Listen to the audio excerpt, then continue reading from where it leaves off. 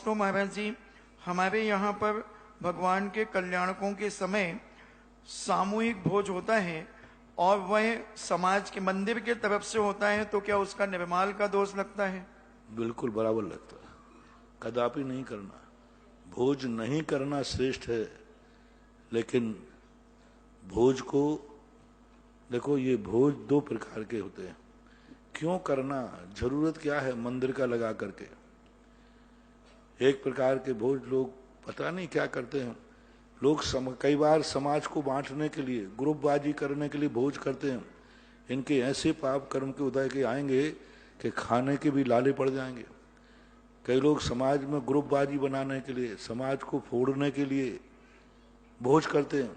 चलो अपने ग्रुप में कितने, हमारे ग्रुप में कितने आते हैं, हमारे ग्रुप में मत करो ये, कल के दिन अभी थोड़े पुण्य का उदय है, ऐसे पाप कर्म का उदय आएगा कि आंसू पहुंचने वाला नहीं मिलेगा। कटोरे की भीख मांगोगे तो भीख का दाना नहीं मिलेगा। ये भोज बहुत खतरनाक है। कितना बड़ा पाप, कितने बड़े कसाई लोग होते हैं, अपने स्वार्थ के लिए समाज को बांट देते हैं, समाज को टुकड़े कर देते हैं। और खाने वाले लोग जो समाज के टूटने वाले भोजों में जाते हैं ग्रुपबाजी करके, इनके भी ऐसे पाप कर्म के उदय आएंगे कि बहुत मुश्किल है, इनको भी एक एक दाने को मुहताज होना पड़ेगा।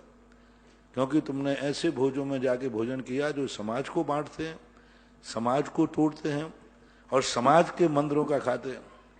बंधुओं, बिना खाए मर जाना, लेकिन कभी मंदिर के पैसे से, जो मंदिरों का पैसा है, उनका एक पैसा भी कम से कम जैनियों के जो भोज होते हैं उनमें खर्च नहीं करना चाहिए। एक पैसा कह रहा हूं, रुपया तो बहुत बड़ी बात है।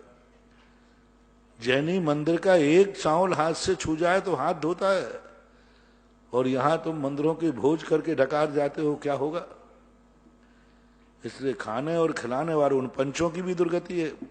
और ऐसे भोजों में, दो भोजों में कभी मत खाना और न खिलाना।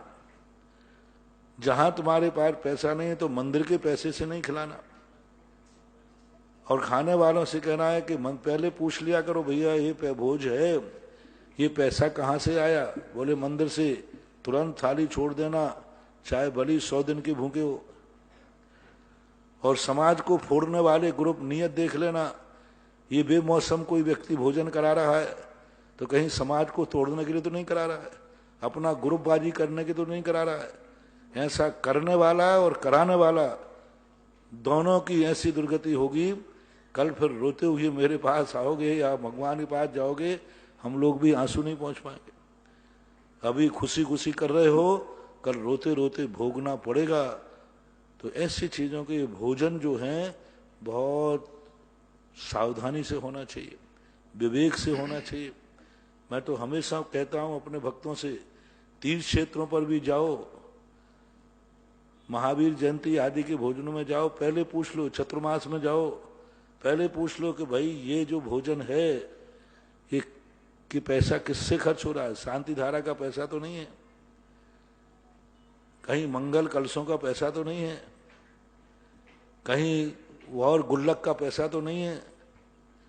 हाँ, यदि दातार से उसी भोजन के पर्पज से लिया है, फिर भले आपने कलश स्थापित, देने वाले दातार को मालूम होना चाहिए कि मेरा ये पैसा भोज कार्यों में जाएगा, तो फिर कोई बाधा नहीं। उसको तो मालूम है कि मैंने तो शांति धारा का दिया, मैंने तो गुल्लक में डाला और तुम कमेटी वालों ने भोजन में कर दिया। तो ऐसा कभी नहीं करना। पूरे भारत से भोज करना बिल्कुल जरूरी नहीं, मंदिर का मत बुलाओ। और आप लोग भी खाने में क्या होता है, एक दिन खाने में अपने घर का ले खाओ ना आराम से। समाज को तोड़ने वाले जो कोई, यदि कोई व्यक्ति अपने घर भी बुलावे इसलिए कि मैं एक ग्रुप बनाना चाहूँ, कई लोग क्या होता है, हम मिलन के नाम से कर रहे हैं, हम ग्रुप बना रहे कोई समाज को तोड़ रहे हो। 4 लोगों को बुला लिया, 4 को नहीं बुलाना। खाना है तो पूरी समाज को खिलाओ ना। और ऐसे महोत्सव आदि में आप सौजन्य करो ना कि भगवान का जयंती पड़ेगी, भगवान का महोत्सव पड़ेगा, उस दिन पूरी समाज को भोजन मेरी तरफ से होगा, ऐसे भोजन करो ना। कसाय में क्यों खर्च कर रहे हो? थोड़े पुण्य का उदय चल रहा है इसलिए थोड़ा हो रहे हो, जिस दिन पाप का उदय आएगा उस दिन सब नानी याद आ जाती है। नमोस्तु महाराज जी, अंकुर जैन ब्यावरा से पूछते हैं कि महाराज जी हम दीपावली में वही खाते आदि पर अक्षत